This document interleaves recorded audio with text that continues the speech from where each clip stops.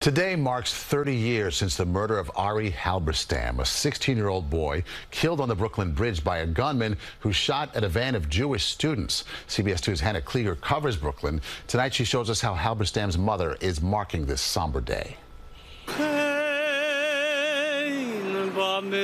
The bridge has a breathtaking view of the skyline bathed in sun, but it's also a place associated with unthinkable pain for a mother who can't stop her tears from flowing. We stand here now on holy ground.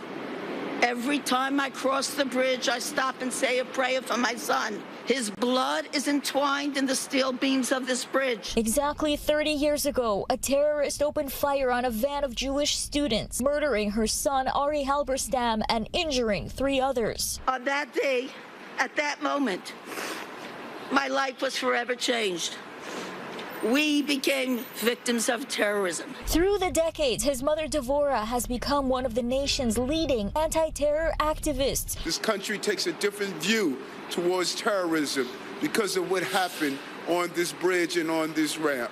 Years after the attack, the gunman, a Lebanese-born cab driver, admitted behind bars that he attacked the students because they were Jewish.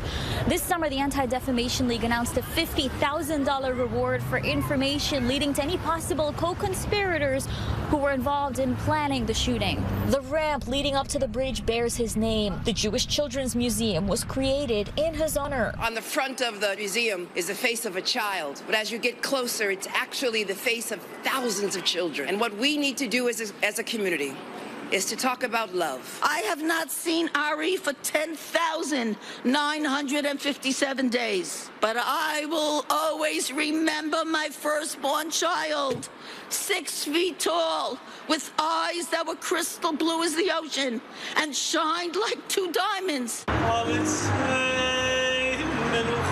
A mother's mission remains strong as her son's legacy is engraved in our city, even 30 years later. On the Brooklyn Bridge, Hannah Klieger, CBS 2 News. And Halberstam's killer, Rashid Baz, was sentenced to 141 years in prison, and according to the ADL, he died behind bars in 2022. Hannah Klieger is our reporter covering Brooklyn. If you've got a story idea for her, you can email the address right there on your screen.